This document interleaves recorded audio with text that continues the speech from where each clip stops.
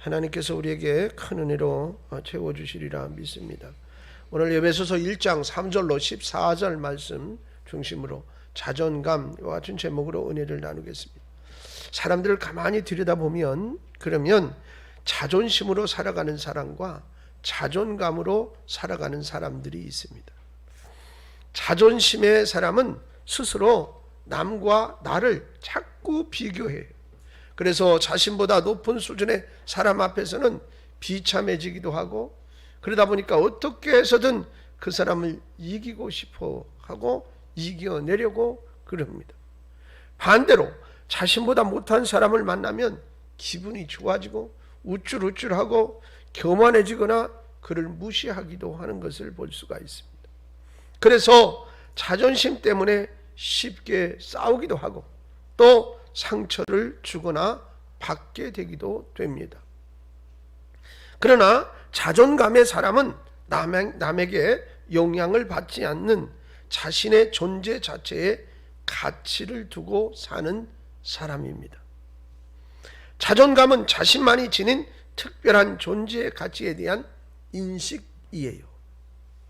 다른 사람과 비교해서 우월감을 갖거나 열등감을 느끼는 그런 마음이 아니라 스스로 자신의 존재 가치를 인정하고 자신을 존중하고 사랑하는 마음 자세를 말하기 때문입니다. 이렇듯 자존감은 있는 그대로의 모습에 대해서 스스로가 긍정적이고 또 자존심은 경쟁 속에서 긍정입니다. 자존감이 적당하게 잘 형성된 사람은 자신을 정말 귀중하게 여겨요. 소중하게 여기고 또 다른 사람과 긍정적인 관계를 유지하고 이렇습니다. 자존감이 너무 높으면 이제 타인을 무시하기 쉬워서 사회생활에 큰 문제가 되기도 합니다. 그러므로 자존감에 대한 적절한 균형을 유지하는 것 또한 중요한 것이라 생각됩니다. 101년 전이지요. 여러분, 김인현 1919년 3월 1일 운동, 지도부가 없는 민족의 자존감을 세우는 그런 운동이었어요. 특별히 누가 확실한 리더자가 그것을 이렇게 지시해서 만들어지지 않았어요. 독립선언서를 작성하고 기틀을 마련한 것이 민족 대표인데, 이 민족 대표들은 있었지만 그들이 첫날 연행된 뒤에 시군중 하나하나가 운동을 만들어 나갔어요. 그러니까 민족 대표들은 다 붙들려 갔으니까 누가 그것을 지휘하고 어떻게 할 수가 없잖아요.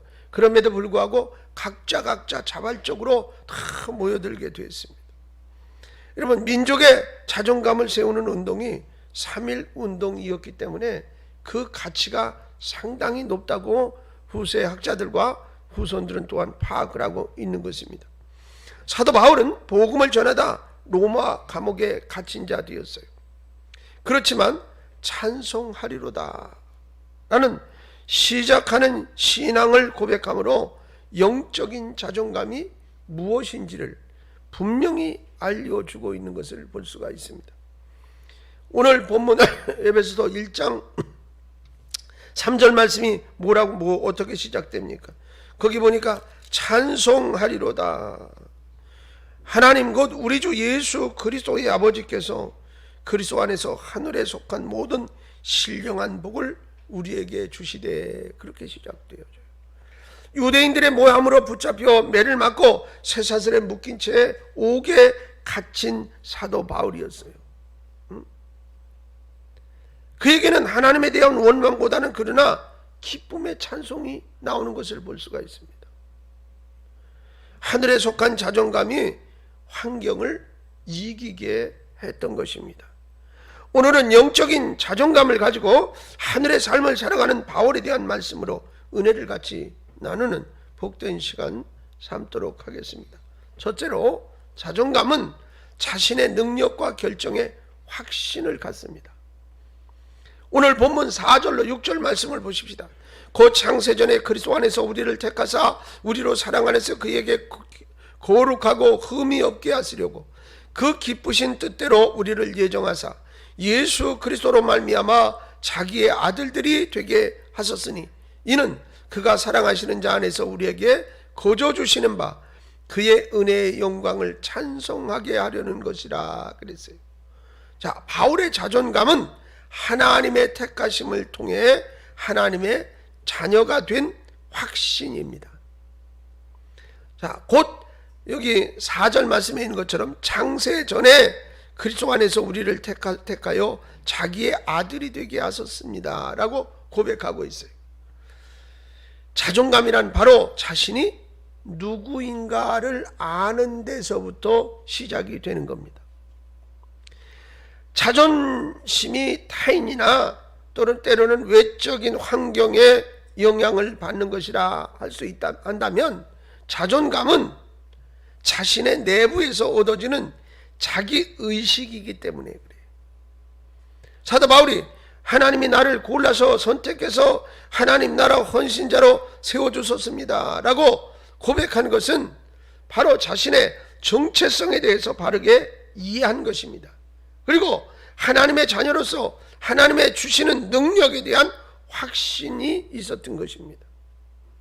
사도 바울은 그러한 자존감으로 하나님을 찬송했다 그 말입니다. 만약에 이 바울이 그런 자존감이 높지 않았더라면 그것에서 실망하고 하나님을 원망하고 내가 하나님을 위해서 이렇게 애쓰고 그러는데 나를 왜 이런 어려움에 처하게 했느냐고 하나님을 원망하고 시비하고 시리에 빠지고 고뇌하고 좌절했을 거예요. 그러나 하나님으로부터 받은 능력이 직접 자기가 받은 것이라는 걸 알고 그 다음에 자기 자신이 누구인가를 분명히 아는, 그래서 나는 하나님의 자녀고 하나님으로부터 부름받아서 택함받은 종으로서 영혼을 구원해야 될 사명이 있다, 이런 자존감이 강력한 사람은 그런 어떤 외부적인 작은 충격 앞에 무너지지 않는다 그 말이에요. 이는 하나님의 영광스러운 계획을 위해서 나를 택해 주셨다는 자존감을 가지고 있기 때문에 내가 지금 누구이고 하나님과 나는 어떤 관계라는 사실을 알 때 그것이 좌절로 연결되지 않음을 볼 수가 있습니다. 요한복음 15장 16절에 이런 하나님의 말씀이 있습니다. 너희가 나를 택한 것이 아니요 내가 너희를 택하여 세웠나니 이는 너희로 가서 열매를 맺게 하고 또 너희 열매가 항상 있게 하여 내 이름으로 아버지께 무엇을 구하든지 다 받게 하려 함이라 그랬어요. 할렐루야. 자신의 정체성을 알고 있는 바울은 자신에게 주신 능력과 부르심을 통한 결정 앞에 당당한 자존감으로 하나님의 은혜로 사도된 나 바울 이렇게 고백하고 있음을 볼 수가 있어요. 여러분, 그리스도인이라면 이 정도의 자존감을 가지고 살아야 다른 사람에게 의해 끌려다니지 않고 영향력을 미치며 사는 사람이 될 수 있는 줄로 믿습니다.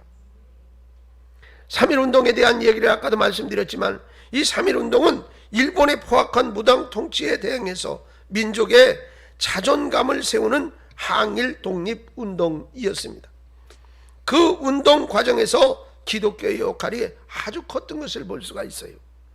33인 가운데 기독교인이 16명이나 됐고 또 비서명 48인 가운데도 24명 그 사람이 기독교인이었어요.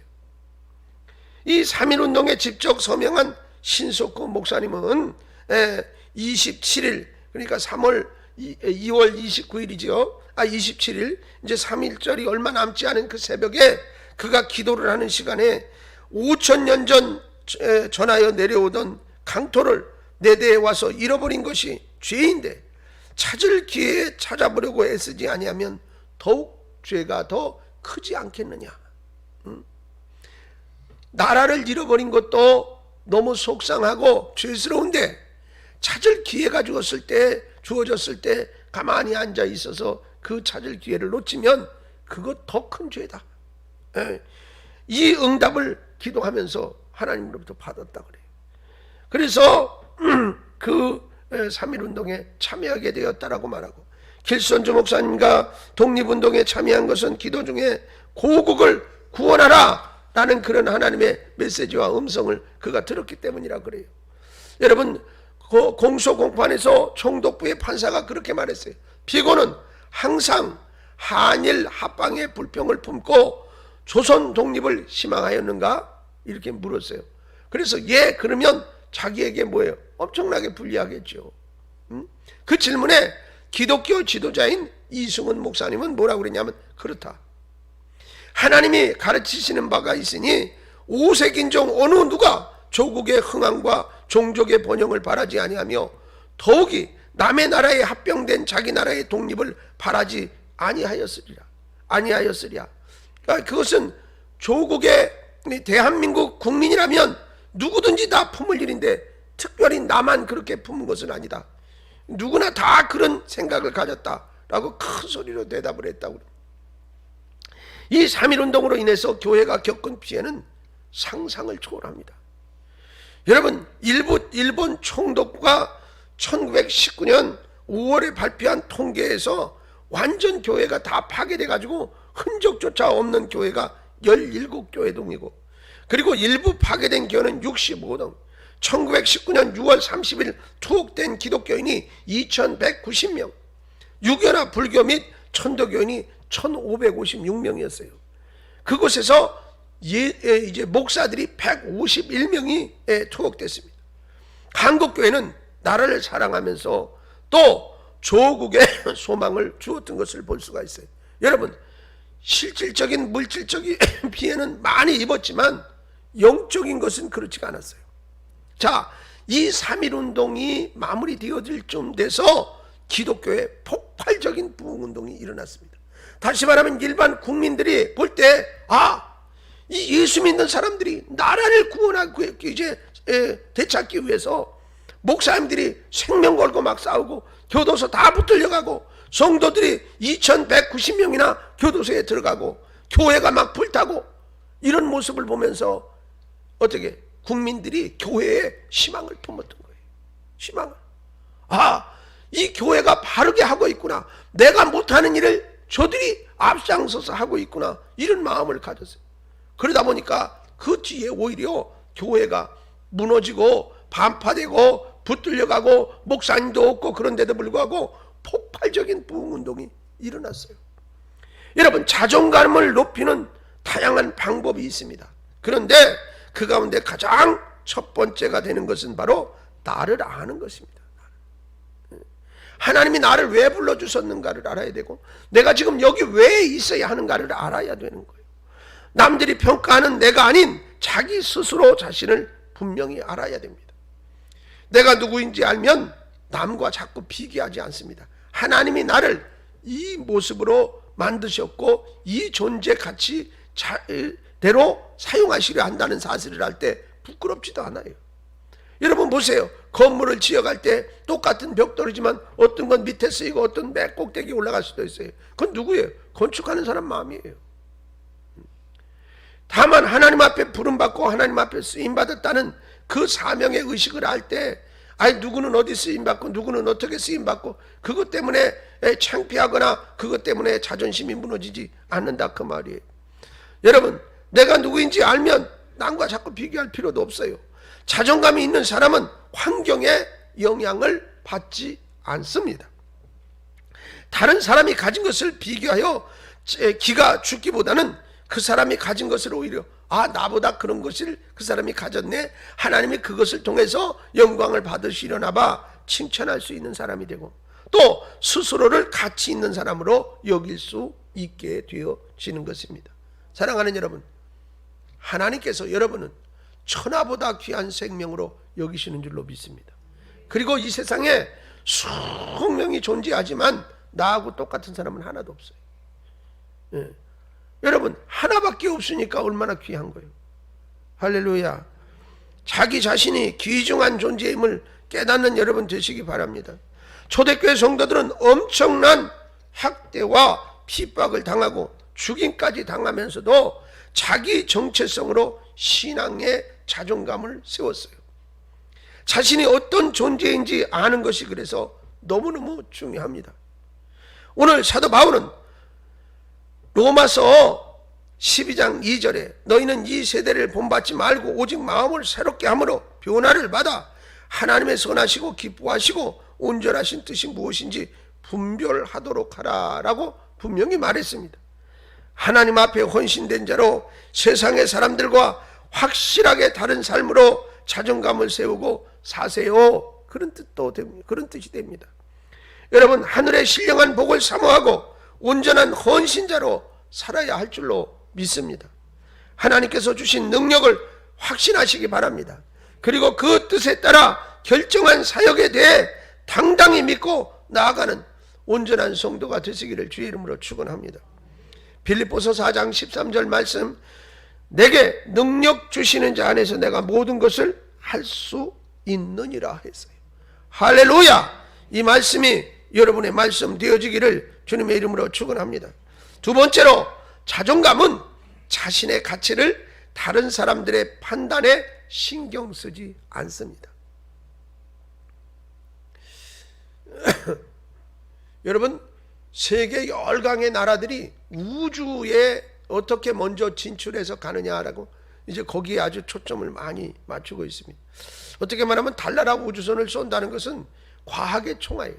거기에 모든 것이 다 이제 녹아 들어가 있는 것이기 때문에 어쩌면 그 나라의 실력을 증명하는 것이 되기도 하고, 또 하나는 이제 지구상에 사는 사람들이 위기의식을 늘 느껴요. 우리도 마찬가지예요. 환경이 어떻고 뭐가 어떻고 막 이러면서 이 지구가 이제 늙어서 다 할 때가 됐다. 그러니 여기서는 계속해서 살아가기가 어려우니 새로운 환경을 개척해야 되겠다라는 생각이 있는 것이지요. 그런데 여러분 보니까 전에 유인 우주선, 그러니까 이제 사람을 태워가지고 직접 날아가는 그 우주선, 그것을 민간인도 타고 그랬던 건데, 그 타고 가다가 딱 하늘 띄어서 17초 만에 미국의 우주선이 폭발을 했습니다. 그런데 나중에 알고 보니까 딱 하나의 결함 때문에. 왜 그러냐면 그때 당시에 날씨가 갑자기 확 추워져 가지고 이 부속들이 얼어서 이 추위에 그것이 제대로 작동하지 못하는 걸 미처 챙기질 못한 거예요. 여러분, 그거 하나 때문에 그 우주선을 하나 만들려면 수억만 달러가 들어가고, 거기 귀중한 생명, 그 사람들은 다 이제 우주에서 살 훈련까지 다 마치고 뽑혀가지고선 특수훈련을 마치고 그런 귀한 생명들이 그곳에서 그냥 17초 만에 폭발해서 흔적도 없이 사라져 버렸어요. 여러분, 한 개의 부속 때문에. 한 개의 부속. 그러니까 이 하나가 얼마나 중요한 것이라는 것을 알아야 돼요. 여러분, 그렇기 때문에 우리 스스로가 어떻습니까? 다른 사람을 신경 쓰지 않아요. 별것 아닌 부속이라 할지라도 이것 때문에 우주선이 폭발하는 거라. 여러분, 하나님이 나를 이 모양으로 쓰시려고 부르셨어요. 귀중한 존재인 것이라. 할렐루야. 하나님 앞에 부름 받았다는 것 자체가 이미 나는 엄청난 자존감의 사람인 것이죠. 여러분, 에베소서 오늘 1장 11절 12절 말씀에 모든 일을 그의 뜻의 결정대로 하시는 이의 계획을 따라 우리가 예정을 입어 그 안에서 기업이 되었으니 이는 우리가 그리스도 안에서 전부터 바라던 그의 영광의 찬송이 되게 하려 하심이라. 여러분, 바울은 모든 일이 주님의 뜻하신 결정과 계획에 따라서 이루어져감을 믿고 예수님을 찬송하고 있어요. 자존감은 자신을 스스로 어떻게 생각하는가에 대한 답입니다. 답. 자신을 건강한 안목으로 볼 것인가, 아니면 건강하지 않은 안목으로 볼 것인가, 이건 누가 본인이 선택하는 것이라. 건강한 자존감을 가진 사람은 자신의 결점이나 능력의 부족함을 지나치게 마음에 담아두지 않습니다. 누군가가 부정적인 이야기를 해도 냉정하게 생각해보고 바른 것이 아니라는 결론을 내리면 더 이상 거기다 신경을 쓰지 않습니다. 영적 자존감을 세운 바울의 가슴에 폭포수 같은 속량의 은혜를 주신 예수님의 신령한 복에 대해 감격의 찬송을 바울은 드리고 있는 것을 볼 수가 있습니다. 사랑하는 여러분, 이것은 죄 사함에 대한 자존감의 회복입니다. 여러분, 많은 사람들 가운데 하나님께서 나를 꼭 집어서 택하셔서 천국 백성 삼아주소서.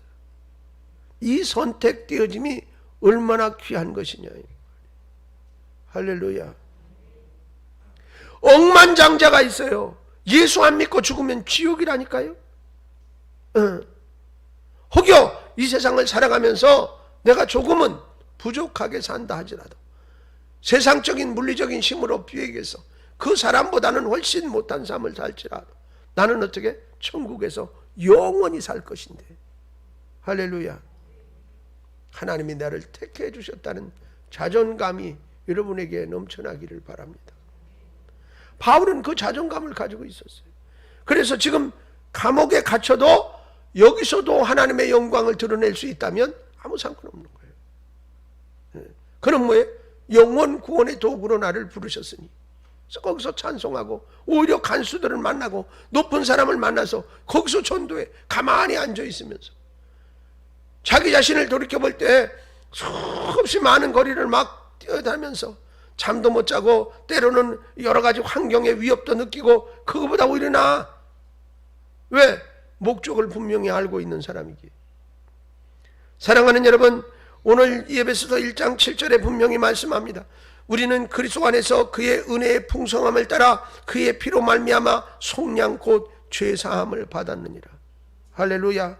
속량이란 값을 치르고 다시 사온다는 것으로 노예의 값을 지불하고 산 이후에 자유하도록 해방시키는 것을 말한다라고 고린도전서 7장 23절에 분명히 기록하고 있어요.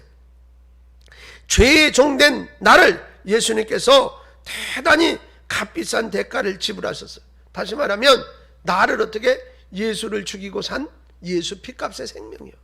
그러니 하나님께서 나를 얼마나 귀중하게 여기시는가를 우리는 알아야 되겠다 그 말이에요.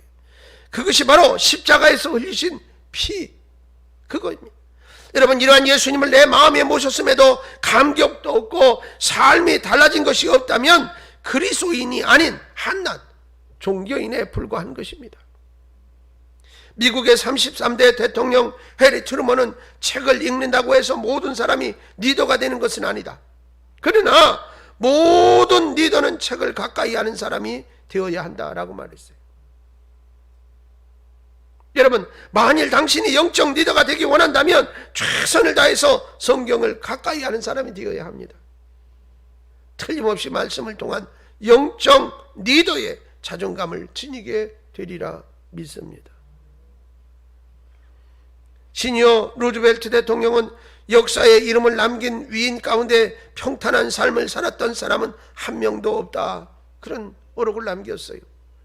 어려운 상황에서도 쉽게 감정이 상하지 않고 미래의 자존감을 가지고 나아간 사람들이 리더자가 되고 지도자가 되었다, 그런 말이에요. 여러분, 그렇습니다. 바울은 성도 한 사람 한 사람이 모여서 예수 안에 기업이 되었다라고 표현을 하고 있는 것을 볼 수가 있어요. 이것은 구원받은 사람들이 하나님과 화목하고 아름다운 공동체의 교회를 허락해 주심을 고백하는 그런 내용이 되겠습니다. 가정 공동체의 교회가 되면서 세상에서 자존감 있는 교회로 나타날 것입니다. 여러분, 가정 공동체 회원들은 가장 좋은 사람에게 말을 하는 것처럼 해야 합니다. 다시 말하면 비판하기보다 격려하고 또 무너뜨리기보다는 세워주고. 아멘 좀 하세요. 아니, 목사님 난 죽어도 그거 못한다니까요. 그런 것 같아, 표정이. 어떻게 비판하기보다는 격려하고 무너뜨리기보다는 세워주고 긍정적인 태도의 삶을 보임으로 공동체 교회는 변화가 일어납니다. 할렐루야. 다른 사람에 의한 자존감이 무너지면 비극이 오게 돼요. 여러분, 그렇잖아요. 가끔은 이제 뉴스 매체를 통해서 유명 연예인이 악성 댓글에 시달리다가 뭐 이렇게 해가지고 우울증이 오고 뭐 이래서 그만 생을 마감했다, 뭐 이런 얘기. 여러분, 자존감이 무너져서 그래요. 그거 뭐 그 사람이 자기한테 뭐라고 그러는데 무슨 상관이 있어. 나는 이미 스타고. 그리고 뭐예요? 뭐 이런데. 그 중에 가끔은 어떻게 그리스도인이라고 교회도 다닌다고 그러는 사람이 그런 거 보면 너무너무 안타까워요. 여러분, 우리는 수많은 사람들 가운데서도 하나님이 택하신 백성, 천하 우주 만물을 창조하시고 지금도 역사를 주관하시는 그 하나님이 나를 택하셨다니까요. 뽑혔어요. 어디 무슨 경쟁력에 뭐 몇천 대 1만 들어가도 이건 영웅 같잖아. 근데 우리는 그 비율로 따지면 상상을 초월하다. 여러분 이런 거 보세요. 가인은 자신의 제사를 하나님이 받지 않으셔서, 그러면 어떻게? 내가 무엇이 부족한가를 하나님 앞에 비춰봐야 되잖아요. 그런데 뭐예요? 아벨의 제사를 받았어. 저놈이 제사를 받고 나는 안 받았어. 그 저놈을 없애면 하나님이 내 제사밖에 없으니까. 이게 자존감이 약한 사람의 모습이에요. 왜 동생 아벨의 제사만 받으시니 자존감이 상했어요. 이 상한 자존감은 갈등과 살인을 불러오고 말았습니다. 이처럼 자존감이 무너지면 상대에 대한 증오와 미움이 생기고, 그리고 전쟁과 폭력 등을 가져오게 됩니다. 이것이 인간과 인간 사이의 투쟁과 반목입니다. 예로부터 지금까지 가진 자와 못 가진 자, 지배하는 자와 지배받는 자, 고용주와 고용인 사이에는 갈등과 분쟁이 끊이지 않고 일어나는 것도 자존감의 문제라 할 수 있습니다. 그러니까 가끔은 뭐예요? 사회에 불만이 가득한 사람은 자존감이 엄청 약한 거죠. 저놈은 태어나면서부터 말이지, 금방석에 앉아가지고 태어나가지고 말이지, 막 이러고, 나는 그냥 어떤 새카만 흙바닥에서 태어났는데, 이러면서 나는 흙수저고 저놈은 금수저고. 그러니까 걔만 보면 괜히 화나고, 저놈이 없어졌으면 좋겠고. 이게 자존감이 바닥을 치는 거죠. 여러분 그러다 보니까 고용주는 저 사람은 왜 돈이 많아가지고 나를 돈 주고 막 부려먹어? 기분 나쁜 거예요. 그 자꾸 대항하려고 그래. 여러분 공생관계인 걸 몰라. 그러므로 바른 자존감을 가진 성도들이 가정 공동체 교회를 세워야 흔들림이 없이 세상을 이기는 교회가 되는 거예요. 할렐루야. 여러분 우리도 바울과 같이 하나님만 찬양하고 굳게 나가는 성도의 자존감을 가진 사람들이 되어야 할 줄로 믿습니다. 11절 말씀을 보세요. 그리스도 안에 있는 자는 시간과 역사를 넘어 한 운명이고 한 기업의 특권을 받은 교회의 공동체원들이라는 얘기를 저기서 지금 하고 있는 거예요. 우리가 모두가 그리스도 안에 한 운명과 기업의 특권을 받은 사람들이다. 여러분 베드로는 12제자 베드로, 그리고 바울, 빌립보 감옥의 간수장이 어거스틴, 존 칼빈, 존 웨슬리, 주기철 목사님, 손양원 목사님 등등 우리 모두 그리스도 안에서 하나인 공동체입니다. 하나님 나라의 가치관을 지닌 사도 바울과 같이 자존감 있는 가정 공동체 교회가 되어서 하나님과 화목하고 성도 간에 화목하고 세상과도 화목한 삶을 살아가야 하는 줄로 믿습니다. 할렐루야. 그러니 교회에서도 마찬가지, 각자의 다 역할이 있어요. 그 사람과 나를 비교할 필요가 없는 거예요. 하나님이 나를 그렇게 세워주셨으니 부름받은 하나님의 뜻과 은혜대로 최선을 다하면 돼요. 협력하여 그래서 선을 이루어가는 것이 교회 공동체라.